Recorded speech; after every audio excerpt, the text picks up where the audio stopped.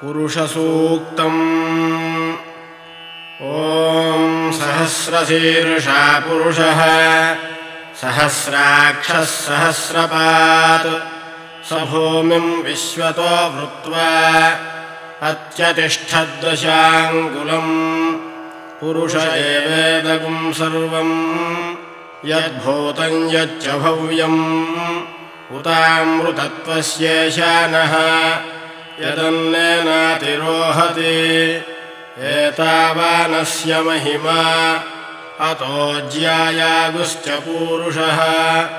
पादोऽस्य विश्वाभूतानि त्रिपादस्यामृतं दिवे। त्रिपादोर्ध्व उदयेत्पुरुषः पादोऽस्येह भवात् पुनः। ततो विश्वं व्यक्रामतो शासनानशने अभि। तस्माद्विराडजायत विराजो अधिपूरुषः। स जातो अत्यरिच्यत पश्चाद्भूमिमथो पुरः। यत्पुरुषेण हविषा देवा यज्ञमतन्वत। वसन्तोऽस्यासीदाज्यम् ग्रीष्म इद्मः शरद्धविः। सप्तास्यासन् परिधयः त्रिः सप्त समिधः कृताः। देवा यद्यज्ञम् तन्वानाः अबध्नन् पुरुषम् पशुम्। तन्यज्ञम् बर्हिषि प्रोक्षन् पुरुषम् जातमग्रतः।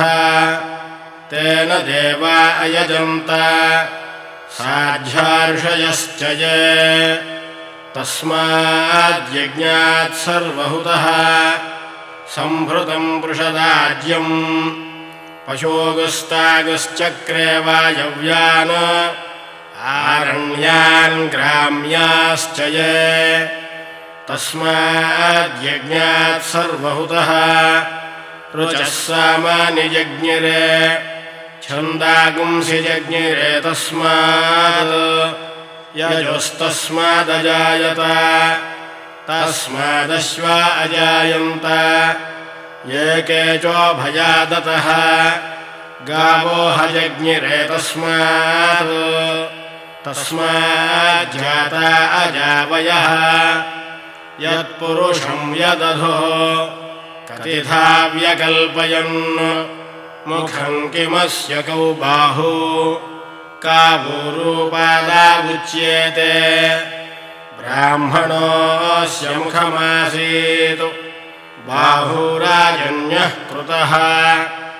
ऊरू तदस्य यद्वैश्यः पद्भ्यागुं शूद्रो अजायत। चन्द्रमा मनसो जातः चक्षोः सूर्यो अजायत। मुखादिन्द्रश्चाग्निश्च प्राणाद्वायुरजायत। नाभ्या आसीदन्तरिक्षम् शीर्ष्णोद्यौ समवर्तत।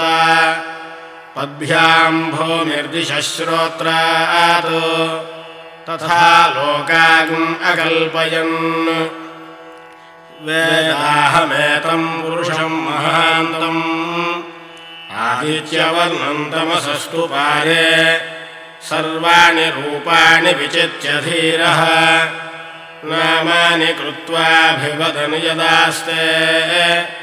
धाता पुरस्ताद्यमुदा जहार शक्रः प्रविद्वान् प्रदिशश्च तस्रः।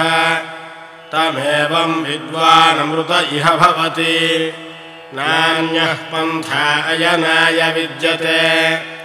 यज्ञेन यज्ञमयजन्त देवाः तानि धर्माणि प्रथमान्यासन्। ते हनाकम् महिमानः सचन्ते। यत्र पूर्वे साध्याः सन्ति देवाः अभ्यः सम्भूतः पृथिव्यैरसाच्च। विश्वकर्मणः समवर्तताधि तस्य त्वष्टा विदधद्रूपमेति। तत्पुरुषस्य विश्वमाजानमग्रे। वेदाहमेतं पुरुषं महान्तम् आदित्यवर्णं तमसः परस्तात् तमेवं विद्वानमृत इह भवति नान्यः पन्था विद्यते जनाय प्रजापतिश्चरति गर्भे अन्तः अजायमानो बहुधा विजायते तस्य धीराः परिजानन्ति योनिम् मरीचीनां पदमिच्छन्ति वेधसः यो देवेभ्य आतपति यो देवानां पुरोहितः पूर्वो यो देवेभ्यो जातः नमो रुचाय ब्राह्मये रुचं ब्राह्मं जनयन्तः देवा अग्रे तदब्रुवन् यस्त्वैवं ब्राह्मणो विद्यात्